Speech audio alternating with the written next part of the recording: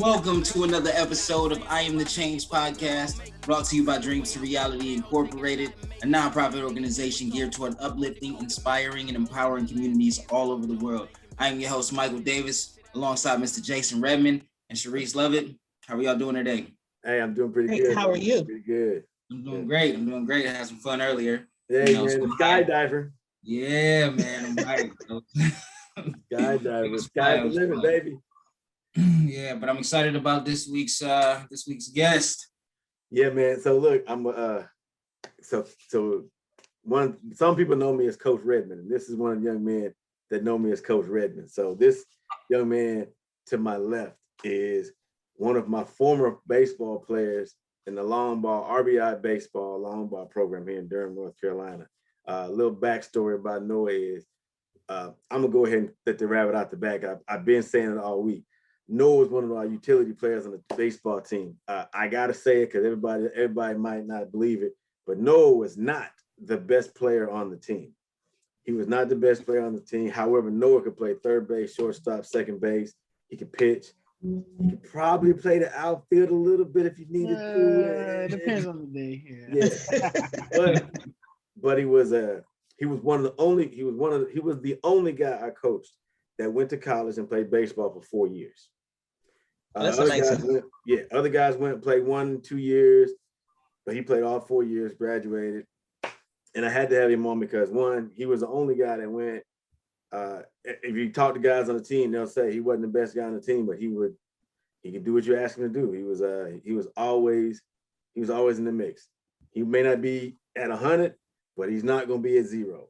So he's going to be like in the middle, but he did what he was supposed to do, and he's the epitome of, hey, if you do what you're supposed to do, be where you're supposed to be, you're going to get what you need to get, which is a college degree.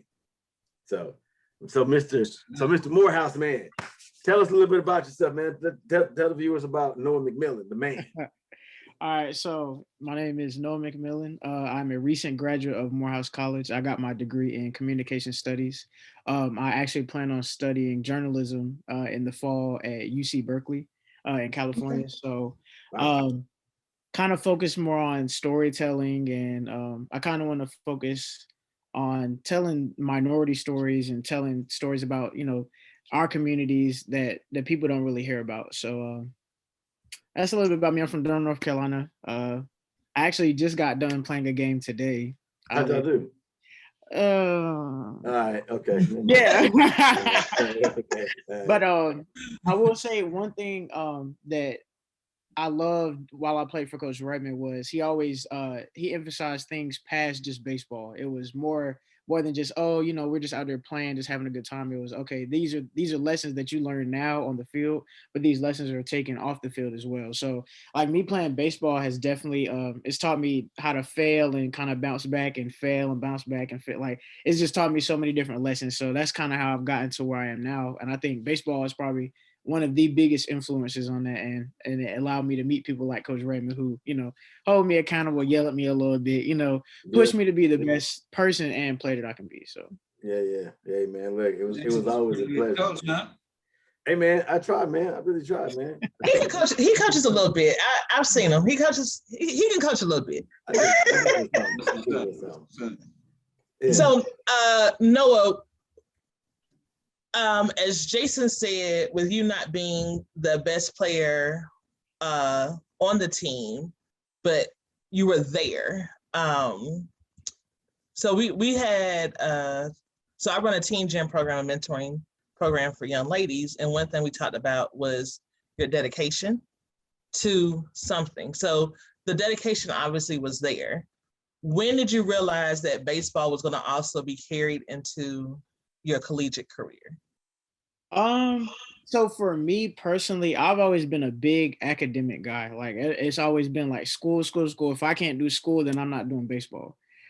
So I put myself in a position where I kind of took care of my academics, and I was able to get a scholarship for school and everything. So at that point I was like, well, I mean, I have the opportunity, I have the freedom to take on baseball and try to join the team and see where it goes. And I ended up actually emailing the coach. They were going through a transitional period, but I emailed the coach and I was just like, hey, like, can I be on the baseball team? Like, why not? You know, like, because I mean, at that point, I had nothing to lose. The worst they could say was no. So Right. I emailed them. I reached out to them, and they said, "We'll have you out here, do a little workout, and see where it goes." And it all worked out. So for me, it was just making sure I handle everything, all of my priorities beforehand before I tried to take on something else. Because baseball was I always loved baseball growing up, but at the same time, I knew if I dedicated my everything to baseball, my all to baseball, then I would fall behind in those other areas that matter a little bit more. So for me, like it kind of, I made it easy for myself. I just tried to take care of everything that I need to take care of, and then I could do the things that I enjoyed on the back end. So prioritizing, making sure things are in order, main thing for a student athlete. Main thing, the biggest thing, because for me, it doesn't make sense. I hear it a lot of times, like a lot of my former teammates, they'll say, oh, like, you know, I couldn't play because of my grades, or I couldn't play because I got in trouble, or things like that. And for me, like I said, for me personally, like that's my parents raised me. That's unacceptable for them. So like it's like Coach Redmond knows my mom. Like it's just not gonna fly. Like that's just it's unacceptable. So for me, like that's what I carry on now. It's like you got to handle your business. That's at the end of the day, nobody else can handle your business for you. You have to handle your business. And then once you handle your business, you can, you know, do whatever you want after that. And then it, you know, it doesn't really matter. Yeah. Okay. Going from undergrad to now UC Berkeley, across the country, where did that decision come from? Yeah. Faith, honestly. I just had to, one thing I learned as I kind of matriculated through Morehouse was just having confidence in myself and having confidence in my abilities and all the hard work that I put in. You know, it's one thing to kind of just believe in yourself, but it's another thing to know that you're putting in all these hours of hard work and you're trying to accomplish your goals. And then to know, okay, you know, I did all this stuff and now I received something. So I got a scholarship and a fellowship. So for me, that was like, okay, that's everything. All my hard work is coming to fruition now. Like it all paid off. So for me, the decision to go to Berkeley was kind of easy. They gave me money, so that's Hey. money always. Money always makes it easier. Hey. But at the same time, it was more so the way that the quickness that they gave me the money, like the messages that they sent me before I was even admitted. They made it so like I felt like I was wanted. Every other school, like, you know, they accepted me, you know, they might send me some emails and say, oh, thank you, like you've been admitted, okay, cool. But Berkeley, the director of admissions, she reached out to me constantly, almost like every month, like, hey, how are you doing? What do you need? Do you need to reach out to any other programs and see what kind of money? Like she was just so adamant about helping me like get into wherever I wanted to go. It wasn't even personal to Berkeley. It was more so, what is the best fit for you? I'll help you find the best fit for you. So I was like, I mean, at that point, I can't argue with money and I can't argue with effort. So right at that point, they made it so easy for me. And I kind of had to, back to my point about having faith in myself, I kind of just had to believe that, okay, like, yeah, this is a new place, a new environment. I've never been out West before, but it's no different than when I went to Morehouse. I just had to adjust and make it happen. So. Wow. So like Michael's out in Seattle, so you're not. So you have a West Coast, man. Yeah. It's out here. Nice out here. No humidity or nothing like that. I mean, right. Yeah. Yeah. So it's interesting to hear that you were a student athlete, but you actually put that student before the athlete. Because most people don't do that. I mean, even some parents like emphasize the athlete part over over the student part. So on that next level in college, like, was it difficult to maintain that, or did you have to like miss practice sometime to work on your academics, or did you just everything knocked out? So Morehouse was a little different. We kind of function on a different plan. So D2 baseball is, I mean, it's no different from D1 and D3 except for money. So of course you have that requirement, you know, you got to be at practices, do all the whole nine. But at the same time, Morehouse was so different for me because they emphasize academics even more than I did myself. Mm-hmm. So there would be times where we would have practice and our coach would say, hey, you can miss practice because you got to go study for a test, or hey, you have to go to office hours, or you have to go handle your business, regardless of what we're doing on the field and, you know, we're practicing or doing whatever. You have to go make sure that you're eligible one and that you're going to graduate on time. And so for me, that's honestly what kept me so like in tune with the being on the baseball team and everything. Because baseball is one of the, like I said, it's one of those sports where you fail and you'll like I like during this summer when I've been playing, like I hear like, oh, like I'm done with baseball, like because it's just one of those sports where you fail so much that it's kind of hard to deal with it. But at the same time, for me, they helped us so much. Like like I said, they put that emphasis on academics first so much that it kind of made it easy and it kind of took the pressure off you and so you didn't have to feel like, oh, I have to choose classes or practice, or oh, we're going on a road trip and oh, I got a test right when we come back. So I don't know, like it was never like that. It was always handle your business first, and then you can come out there and do whatever you need to do. So Morehouse was so different for me. And I think, like I said, that I'll appreciate Morehouse forever for those just small things that they did for us as far as just trying to help us get through school as quickly as we could. That's good. Dig it. I feel like you've been in the right place when it comes to school, man. And then going to UC Berkeley, you just fall into the right situations. That's what's up. So did you pick Morehouse initially, or did you want to go somewhere else? So oddly enough, I only applied to like 3 schools before I applied to Morehouse. I applied to UNCG, High Point, and I can't even remember the other school.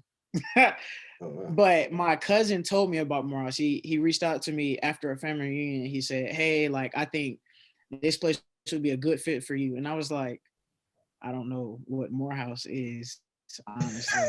I didn't know what it was. Yeah. But then he just kept sending me stuff and saying, oh, this is where Martin Luther King went.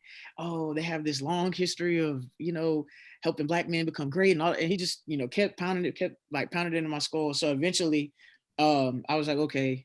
And I think they waived my application. I didn't have to pay for it. So I was like, like I said, nothing to lose there. Yeah. So I applied and I got in early admission. Mm-hmm. And then I think like a couple of days after, my mom, I think I was at school. She calls me. She's like, hey, I just got this letter. I already opened it because I know you. But you might want to come back, and you might, when you get home, I'll have it ready for you. And so they had offered me a scholarship. So after that, it was take a visit and see if it's a good fit. And then once I stepped on campus, it was over after that.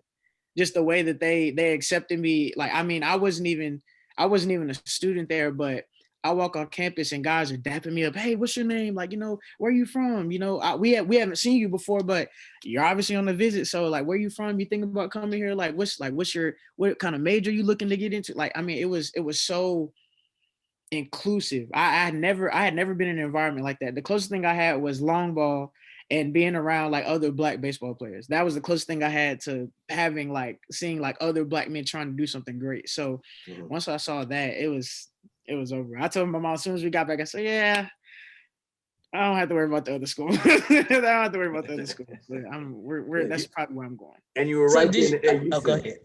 You were right there in the AU Center. You're right there by Spelman and Clark. Yeah. Tell the story, man. Yeah. Yeah, that's great.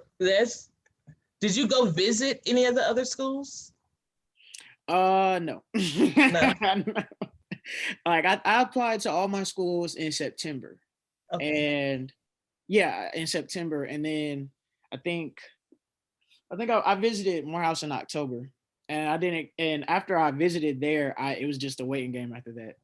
Gotcha. I didn't even really care to visit any of the other schools at that point. No. High Point University is an awesome campus. I went there for a college tour this year. No, I'm just saying, I was impressed. And they did the same, because you can go on a college visit and you're just another person sometimes. But like how you said you were feeling about Morehouse, that's how I felt as an adult visiting High Point with teenagers this past spring break. Like they made you feel like you're a part of their family already. So I get it. You about to go back to school? Listen, I didn't go back to undergrad for that experience because their amenities and stuff were amazing. I was out shocked. Okay. So, yeah. High Point got that money. Yeah. Hey, so what made you go into? You said you want to tell stories about stories about a community that have never been told before. So like, it's funny you say that because I just learned about the Houston massacre in like I think 1921 or 1919, something like that. Yeah, in Tulsa. Yep. Yeah. Well, no, there was one in Tulsa, and then there was one in Houston also. I didn't realize this. Okay. So what I learned is from 1917 to 1921, there were riots, and what they're called riots, but there were massacres that happened in the Black communities from 1917 to 1921, when Black men were coming back from the army. Mm-hmm. We coming back from World War I, or coming back from the war, and so they had all these different riots in different towns. Elaine, Arkansas, Houston, Texas, Tulsa, Oklahoma, what you was talking about. So are you talking about telling those stories, or are you talking about telling different stories? So I'm a little bit of a history buff, so I wouldn't, and I'm a guy who like I don't like to close myself off to anything. So now I'm kind of interested in telling stories now. But oddly enough, one of my Morehouse brothers, he actually just released a film called Looted. It's about a Black community that everything got stolen from them. Their land, their stores, their buildings, everything got stolen from them. So he just released that documentary recently. Okay. But I'm more so interested in telling stories now because I think it's a different time. And I think certain stories need to be told and heard by certain communities. Okay. And like even me being in Durham, like I've had thoughts about telling stories about Black Wall Street, and people ask me, oh, like because I wore a shirt one time that had Black Wall Street on it, and guys are like, oh, like what's that? Like what? Like where is that at? And I'm like, there's actually a couple, and they didn't even know. So a part of it, I think, is just kind of figuring out what stories need to be heard and what stories need to be told at the right time and told to the right people, because you can kind of I can tell all kinds of stories and try to come up with all these different documentaries and everything. But if it's not the right stories at the right time, then they're not going to get heard. Yeah, so for me, like, I think it's all about just understanding my audience and, figuring out what's right at the right time. I can dig it. That's yeah. Is there going to be a Noah Mcmillan story out here? Because if it is, man, let me know. Because I'll play I might write a little book or you play yourself, Jason? Yeah, I'll play myself. I might write a little. Yeah. We could dye the beard and everything, man. I get my own cameo. So with the stories, are these visual stories, audio, like a storytelling type event? Are we, like you said, or a documentary? So a little bit of everything. I'm thinking a little bit of everything. So I took some inspiration from recently from the 1619 project by Nicole Hannah-Jones. Yes. That was very I had a multimedia class that I took, and she showed us the entire project. So a lot of people only saw like the articles and that was it. But she actually came up with podcasts and the whole nine. Like it was very well put together. And so I think that was a good way of trying to use different mediums and different platforms to actually tell stories. So at first I was kind of like, okay, documentaries and visual storytelling will be my thing, because that's the easiest way to get people to get people to see it. But at the same time, I think reaching people on different platforms is also a good way to go about it. So like, I know, like when I get to school, I won't just focus on visual. I'll probably take a couple of audio classes, take a couple of narrative writing classes, just to make sure like I'm able to tell stories in so many different ways that I can't say, oh, I can't tell that story that way, or oh, I can't do this. No, I want to be able to say I can go write. I can go record an audio audio journalism piece, or I can go do a podcast, or I can go out and shoot a video of a guy on the street talking about a certain topic or something. So I don't want to close myself off to anything. So I'm very open to just different mediums and different platforms. And what is the title of your graduate degree that you're working towards? So actually, I'm getting a master's in journalism. That was one of the biggest things that I noticed was it wasn't like a master's of arts or a master's of science. It was focused on journalism. That's the main focus. That's the only focus, journalism. Like that's it. So for me, I was like, okay, like, all right, y'all got me. Y'all got me. We're gonna see Noah on investigative reports in a few. Wait, just wait on it. Sound like Noah about to make some movies here in a minute. Right. He's gonna do it all. The next Tyler Perry. No. Hey, look, no. Don't put Tyler Perry in that guy. Don't do that. No. This is a Noah Mcmillan. I don't know about Tyler Perry. Yeah, don't. I mean, like he's gonna embrace it out. Like, not be the next Tyler Perry. Yeah, he would not be the next Tyler Perry. No, he'll be Noah Mcmillan. We won't put Tyler Perry on him at all. No, I am not. I think Tyler Perry he did some fabulous things, but no. No. That's another conversation for another day. No. okay.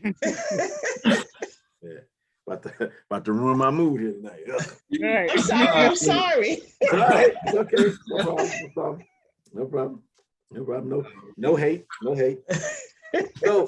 So I'm gonna so Noah, Riverside High School to Morehouse to Berkeley. Berkeley, you're gonna be doing movies. Like, how did academics, athletics, family, how did all that shape you to be the guy you are today, to take all these risks and steps and jumps? Right. So, well, first off, as much as shit gets on my nerves sometimes. I think my mother is probably the biggest influence on the man I am today, as far as setting my goals and me reaching the ceiling that I'm trying to reach is her. I mean, she from the time I was young, I remember I used to tell her all the time. I used to tell her two things. I'm gonna be big time. I don't know what I'm gonna be doing, but I'm gonna be big time, and I'm gonna buy you a house. Right. And that was always my two things that I always told her.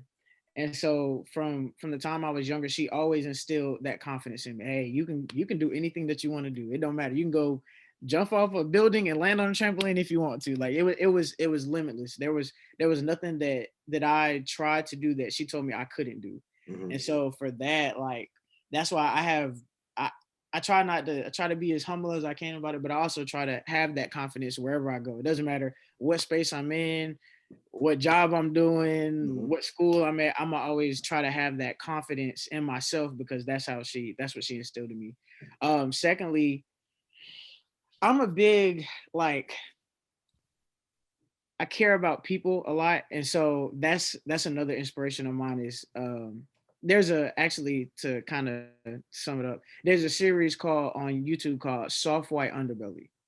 And so, and so they tell stories about people from all kinds of places. I mean, people on Skid Row, people in West Virginia, like things that you would never think you would hear about. And he oftentimes tries to help them after he tells a story. Mm-hmm. So for me, as I started growing up, I was like, okay, like, yeah, I want to cover, I want to do storytelling. I want to, tell stories about people and different things like that. But also it was like, okay, like, how can I help people? Like, in what ways can I use my passion to actually help people and inspire? So, and that's what also, and to connect to the third point, sports. That was probably, that's also one of the biggest things that helped me shape who I am today is sports. I'm a big team guy. Like, all I do is yell and cheer for other people. I don't even care about myself at the time.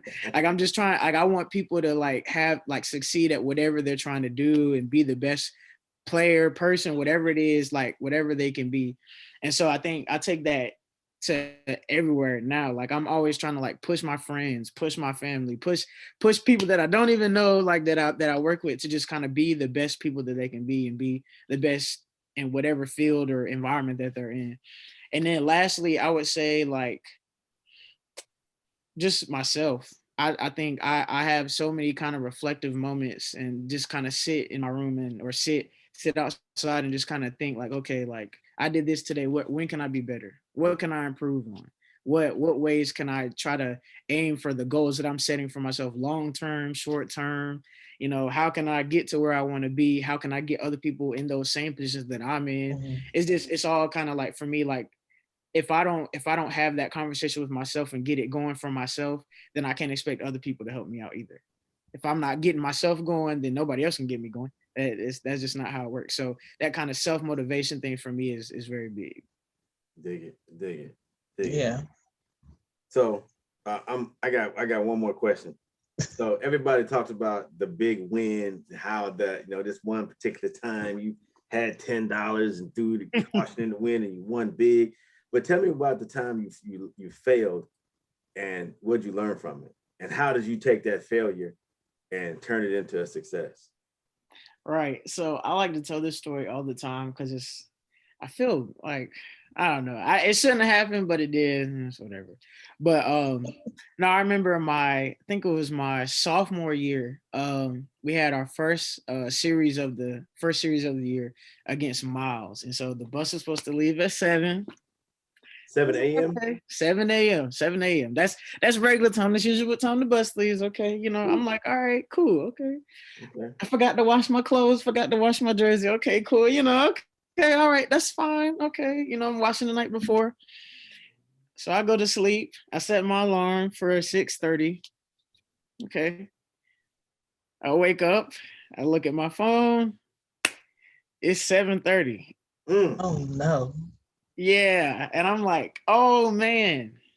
All right. I gotta figure something out. I gotta. So I'm calling the coaches that are driving. Hey, is there any way I can catch a ride or something? Oh man, I'm already 45 out. Okay, all right. Well, okay, I'll figure something out.